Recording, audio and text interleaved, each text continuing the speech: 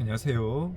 오늘은 그 비상장 주식 저가 양도 사안에서 이거를 차고 취소 항변을 한 사안에 대해서 한번 말씀드려 보겠습니다. 그 비상장 주식 저가 양도 사안은 지난번에도 한번 다룬 적이 있는데, 그 비상장 주식이라는 게 이제 시가가 가장 기본적으로 시가가 찍히는 거라는 거를 좀 인지하는 게 사람들이 그 부분을 많이 놓치고 있는 것 같아요. 뭐 시장에서 거래되지 않으니까, 또 뭐 비상장 주식 거래라는 게 주로 이제 가까운 사람 간에 이루어지는 거니까, 그게 객관적 가치가 있다는 거를 사람들이 잘 모르죠. 이게 거래가 이루어지지 않으니까요. 그런데 세법상으로는 보충적 평가 방법에 의해서 평가를 하게 되니까, 뭐 순자산 가치, 순손익 가치, 3대2 가중 평균으로 회계장부에 의해서 이제 법인이, 비상장 주식이니까 당연히 그 법인이 있을 텐데, 법인이 주식을 평가를 하게 되니까 그 시가라는 게 항상 나오게 되거든요. 그래서 그냥 그거를 저는 시가가 찍힌다고 표현을 하는데, 이제 그 부분을 이제 놓치고 있는 것 같습니다. 그래서 이제 아, 뭐, 친족 간에, 예를 들어 뭐 특수관계인 간에 이제 문제가 되는 거니까, 그 특수관계인이 가장 대표적인 예로 이제 아버지와 아들 간에 비상장, 아버지 운영의 회사를 그 아들한테 주식을 이제 양도한다. 좀 증여하기는 그렇고 양도한다. 양도하면서 이제 일부 조금 세금을 내자. 그러면 이제 내가 설립할 때 뭐 액면가대로 이제 만약에 주식을 취득했다면 뭐 액면가에 조금 보태서 이제 그렇게 주식을 양도하는 것으로 하고, 양도소득세하고 뭐 증권거래세, 비상장 주식 양도에 따라서 이제 증권거래세도 내게 되니까요. 또 비상장 주식이니까 양도소득세도 내는 거죠. 세금 조금 내고 아들 명의로 해서 뭐 배당도 받고, 아들이 이제 그 뒤로 이제 뭐 비상장 주식이라도 이제 배당을 할 수 있으니까요. 뭐 배당에 따라서 뭐 배당금을 지급하는 법인이 뭐 원천징수도 하고, 뭐 지급 명세서도 제출하고, 뭐 그렇게 해서 이제 살 수도 있는 거죠. 좀 그렇게, 근데 막 그렇게 했을 때 이게 비상장 주식에도 이제 시가가 있다는 사실을 이제 알게 되면 그게 당황스러운 일이 되겠죠. 이게 잘 사업을 그동안 운영해서 이제 자산도 계속 이제 누적 이익 잉여금으로 늘었고, 그리고 매년 이익이 나는 회사다, 앞으로도 더 늘어난다 그러면 거기에 따라서 이제 가중 평균에서 이제 회사 가치를 같이 평가를 하게 되니까요. 그러면 이제 예를 들어 이제 10,000원의 주식을 양도했는데 그렇게 가치를 평가를 해보니까 100,000원짜리입니다. 이 회사 한 주는 100,000원짜리입니다. 이제 이런 이야기를 하게 되는 것이거든요. 그러면 이제 비상장 주식 저가 양도가 되는 거죠.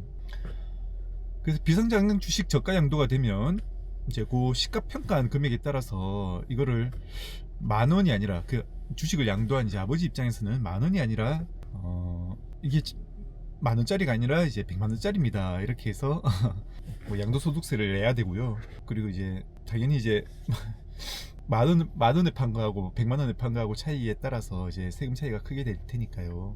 그 아들 입장에서도 이제 10,000원짜리 100,000원짜리를 10,000원에 받았으니까 이제 99만원을 증여받는 겁니다. 이렇게 해서 아버지한테도 세금 내고 이제 아들한테도 세금 내거든요. 그러면 이제 그렇게 해서 이제 저가로 이전받은 재산의 가치 대비해서 뭐 70% 80% 이렇게 세금 내지는 부담금을 합치면 뭐 그렇게 되는 사안도 지난번에 말씀드린 것 같은데, 그러면 놀랄 일이죠. 그래서 그렇게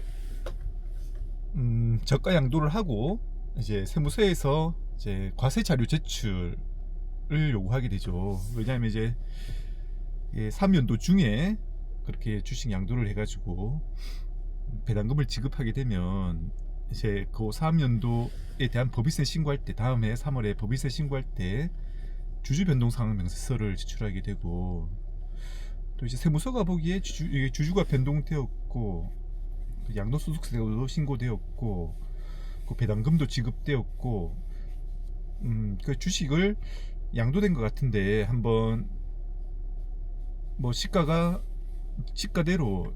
양도되었는지 보자라는 게 이제 너무나 이제 쉽게 조사할 수 있는 항목인 거죠. 주로 이제 구태여 이제 현장에 나와서 세무조사하고 자료 제출 받고 그러지 않아도 세무서에 신고된 자료만으로도 세무서가 그런 뭐 양도소득세 신고 자료, 그리고 이제 배당금 지급할 때 지급 명세서를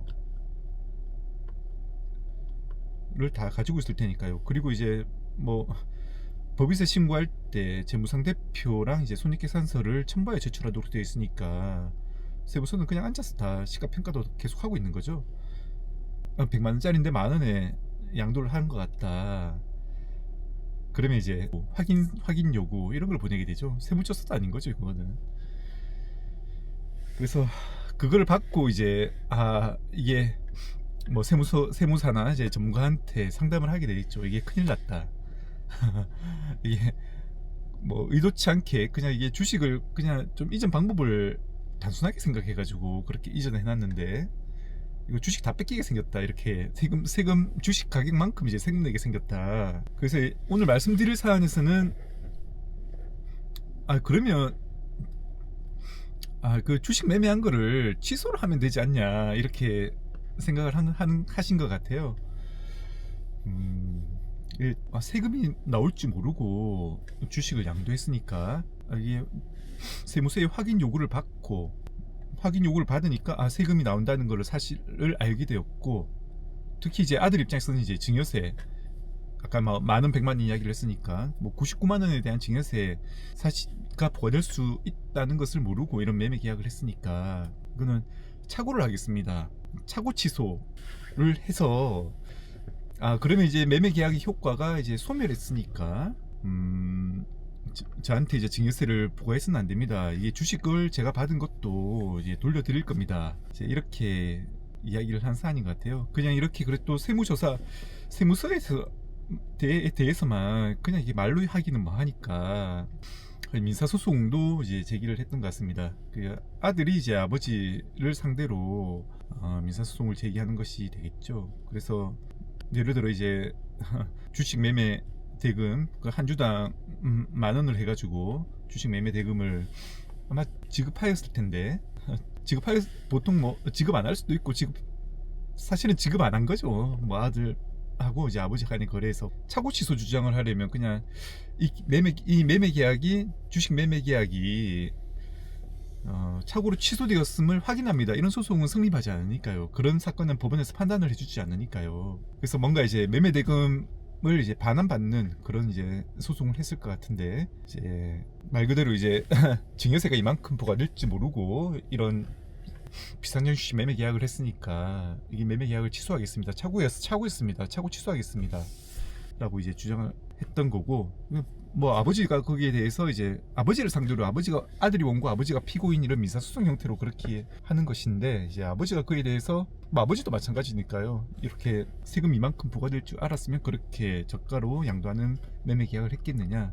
그리고 아들한테뿐만 아니라 나한테까지 세금을 부과했으니까 나도 마찬가지 착오가 있다라는 입장일 테니까 그 소송에 대해서 이제 항변을 하지 않는 거죠. 그 소장을 받고 이제 항변을 하지 않으면 이제 뭐 물론 판결에 의해서 그냥 이제 원고 승소 이런 판결이 나는데, 또 이런 민사소송 판결문까지 이제 확정된 판결문까지 받아서 이제 세무서에 제출을 한 거죠. 소명 자료로 제출한 거죠. 이제 소명 요구가 들어오니까 이게 그때는 이제 그 가격에 만 원이라는 가격에 매매 계약을 했습니다만은 지금 그 확인 통지를 받고 이렇게 소송을 해가지고 소송 진행 중에 있습니다. 그리고 이제 소송이 확정되고 난 다음에는 이게 착오로 취소돼서, 취소 효과는 이제 매매 계약이 소급적 소멸이라고 하거든요.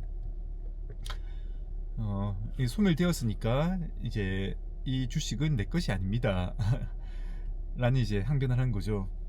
이런 항변이 통하겠냐는 거죠. 그 세법상으로는 이제 그 뭐 후발적 경정 이야기를 많이 하죠. 이게 세금을 뭐 신고 납부가 원칙 세목에 따라서 신고 납부랑 이제 부가가세랑 어떻게 다른지, 일단 뭐 법인세, 양도세도 소득세에 포함되니까 법인세, 소득세 항목은 이제 신고 납부 방식이고, 이제 증여세, 상속세는 이제 부가과세 방식인데, 이게 부가과세 방식도 또 이제 신고를 해야 된다. 신고 의미 근데 그 신고의 의미가 무엇이냐? 그래서 이제 신고 납부 방식의 과세에 대해서 이렇게 신고를 했는데 이제 세무서가 그 신고 내역을 검토를 하고 이제 세액을 적게 신고했는데 그러면 부과를 할 수 있는 거죠. 특정 기간 내 이제 5년이 이제 소득세, 법인세 같은 경우에는 원칙적인 부과 제척 기간인데 그 5년의 기간에 맞춰서 납세 의무자도 이제 세금 신고를 해놓고 더 많이 납부했습니다라고 이제 생각을 하게 되면 이제 신고 납부한 납부 기한이 이제 종료일로부터 이제 부과 제척 기간하고 맞춰서 이제 경정 청구 기간도 5년으로 정해져 있습니다. 이제 이거를 이제 통상의 경정 청구라고 하고요. 통상의 경정 청구 기간이 끝난 후에 이제 그 다음에 이제 어떤 사유가 발생을 해서 그 세금 계산의 기초가 이제 틀어질 가능성이 있지 않습니까? 그래서 그런 경우에도 이제 만약에 세액이 증액된 사유가 발생했을 때는 국세청이 이제 특례 제척 기간이라는 거를 둬서 이제 그런 사유가 발생한 날로부터 이제 몇 개월 내에서는 추가로 부과할 수 있다. 제척 기간이 5년이 경과하더라도 부과할 수 있다고 규정을 하고 있고, 납세 의무자도 이제 마찬가지로 지금 규정이 되어 있죠. 그게 이제 후발적 경정 청구 기간인 거죠. 그 대표적인 걸로 이제 계약 해지를 꼽고 있거든요. 이제 예를 들어 이제 매매 계약을 하고 양도소득세 이제 신고 납부 의무가 발생을 하는데 이제 양도소득세를 신고를 하고 이제 5년이 경과한 후에 그 매매 계약이 해제되었다. 이제 매매 계약을 해지할 수 있는 가장 대표적인 예가 이제 잔금을 못 받는 경우죠. 5년 동안 이제 잔금을 못 받아가지고 매매 계약을 해제돼서 이제 물건을 돌려받고 이제 잔금도 돌려주고 매매 계약이 없는 것으로 되었습니다. 이런 경우에도 이제 다만은 5년 경과했다 하지만은 여전히 이제 후발적 경정 청구를 통해서 세액을 경정할 수 있는 기회를 가지거든요. 그 매매 계약 해제의 경우에는 당연하게 부가제척 기간이나 경정 청구 기간 5년이 경과했다 하더라도 그것을 세액을 경정할 수 있는, 바로잡을 수 있는 기회가 있다는 것을 좀, 세법을 하는 사람들한테는 이제 커먼센스인 거죠. 상식인 거죠. 그래서 이제 저는 이 사안을 딱 봤을 때 이거를 해제를 주장하지 않고 왜 취소를 주장하였을까라는 생각이 그냥 머릿속에 그 생각이 가장 먼저 들더라고요. 납세 의무자의 이제 머릿속에 든 생각은 착오가 맞죠. 모르겠습니다. 이게 그냥 객관적인 사실을 솔직한 게 이제 좋은 거다라고 이제 저도 생각을 하는데, 근데 이제 이거를 그 취소로 이야기를 하지 않고 이제 해제로 이야기를 했더라면, 예를 들어 이제 그러면 이제 아들이 이제 청구를 하는 게 아니라 아버지가 민사 청구를 하는 거죠. 아들이 이제 매매 대금을 안 줘서 매매 계약을 해제하게 되었으니까 이게 양도소득세를 이제 부과받을 만한 사유도 없고 증여세를 부과받을 만한 사유도 없습니다라고 이제 이야기를 했으면 어땠을까 라는 그런 생각이 들더라고요. 그냥 이제 매매계약 해제 같은 경우에는 당연히 이제 경정 사유가 된다. 그게 부가제척 기간이나 경정청구 기간이 끝났다 하더라도 이제 세액을 경정할 수 있는 사유가 된다는 것이 이제 일반적으로 널리 받아들여지니까요. 이게 후발적 경정 사유라는 것도 어떤 경우에는 되고 어떤 경우에는 안 된다라는 게 이제 자꾸 이제 판례에 의해서 구체화되는 그런 거라고 하죠. 예를 들어 이제 최근에 이제 문제된 예를 말씀드리면, 예를 들어 이제 뇌물도 과세를 하거든요. 뇌물로 받은 게 이제 나중에 기소가 돼가지고 유죄 판결을 받거나, 기소 중에 뭐 유죄 판결까지 아니더라도 뭐 기소가 되면 구세청에서도 관할 세무서에서도 그 내역을 보고 뇌물이 위법하긴 하지만은 거기에 대해서 그러면 위법하다고 과세를 안 합니까? 당연히 과세를 해야죠. 거기서 이제 뇌물에 대해서 또 과세를 하는데, 만약에 형사 재판에서 그 뇌물 받은 상당액을 국가에 귀속시키세요. 그게 이제 추징 판결인데, 이제 형벌, 뭐 벌금이나 집행유예를 하면서 그거하고 별도로 이제 추징을 하거든요. 위법하게 얻은 소득에 대해서 추징을 하면, 그 추징이 있으면 이게 위법 소득에 대해서 이제 후발적 경정 청구 사유가 된다고 해요. 그런데 또 다른 한편으로 이제 뇌물하고 달리 이제 판례는 이제 배임수재죄 판례였는데, 아마 뇌물도 마찬가지일 것 같은데, 뭐 배임수재 같은 경우에 형사재판을 진행하던 중에 내가 이거를, 배임수재는 이제 법인의 돈을 내가 임원 등의 법인의 임무를 처리하는 자가, 업무를 처리하는 자가 그 업무에 위배해서 개인적인 이익을 얻었을 때 이제 배임수재라고 하는데, 배임수재도 이제 처벌을 하게 되고, 이제 배임수재로 이제 기소가 돼가지고 재판을 받는 와중에 이제 그 재산 범죄니까 이제 내가 이제 얻은 재물을 이제 법인에 돌려놨습니다라고 이야기를 하면 양형상에 그러니까 형벌상에 좀 감경된 처벌을 받거든요. 이게 양형상의 이익이라 그러는데 양형상의 이익을 위해서 이제 받은 돈을 이제 법인에 돌려놨다. 법인 돈을 그냥 직접적으로 이제 내가 가져가면 횡령인 거고 뭐 다른 이제 사업관계 거래 구조를 만들어서 이제 내가 좀 더 이익을 받는 중간에 개인을 끼워가지고 이익을 받는 구조를 만들면 이제 배임 수재가 될 테인데 배임 수재로 받은 이익 전액을 기소된 이제 이득액이겠죠. 이득액 전액을 이제 법인한테 돌려놓으면 그것도 이제 양형상 이익인데 이 경우에는 이제 후발적 경정 청구 사유가 되지 않는다고 하거든요. 이제 국가가 이제를 추징해서 가져간 경우에는 가져가서 내가 범죄 행위로 얻은 이익이 없어 사라졌을 경우에는 후발적 경정 청구 사유가 된다고 하고 그리고 그냥 내가 이제 양형상 이익을 위해서 자진해서 이게 돈을 돌려놨을 때는 어차피 내가 소득이 없어진 것은 동일한데 이런 경우에는 또 후발적 경정 청구 사유가 되지 않는다고 하거든요. 그래서 이 후발적 경정 사유를 주장하면 할 때 이거를 법이 정하는 요건 이제 판례가 언급한 요건에 딱 맞춰서 해야 되는구나라는 거를 이제 그 세법을 전공하는 사람 연구하는 사람은 그런 인식부터 가지게 되죠. 이 사안에서도 마찬가지로 뭐 계약을 이제 취소했을 때는 애매한데 라는 생각이 들고 만약에 계약을 해지했을 경우에는 그러면 이제 이게 양도소득세도 부과할 수 없고 그럼 증여세도 부과할 수 없는 것 아니야. 그 양도소득세는 이제 아버지에 대해서 증여세는 이제 아들에 대해서 부과할 수 없는 것 아니야 라는 생각이 좀 자연스럽게 흘러갈 수 있거든요. 뭐 이제 차고 취소 주장을 했던 건데 그런 면에서 이제 좀 차고 취소가 아니라 이제 해제 주장을 하면 어땠을까 라는 좀 그런 생각이 드는 그런 사례였습니다.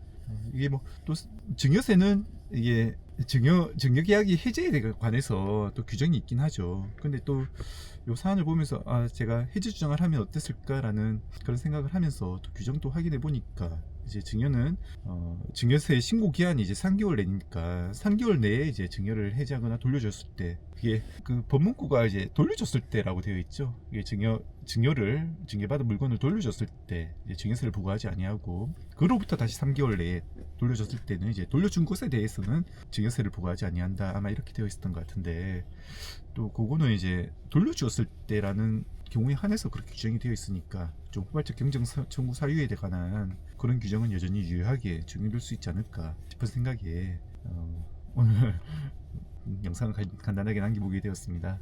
오늘 영상은 이걸로 마치도록 하겠습니다. 감사합니다.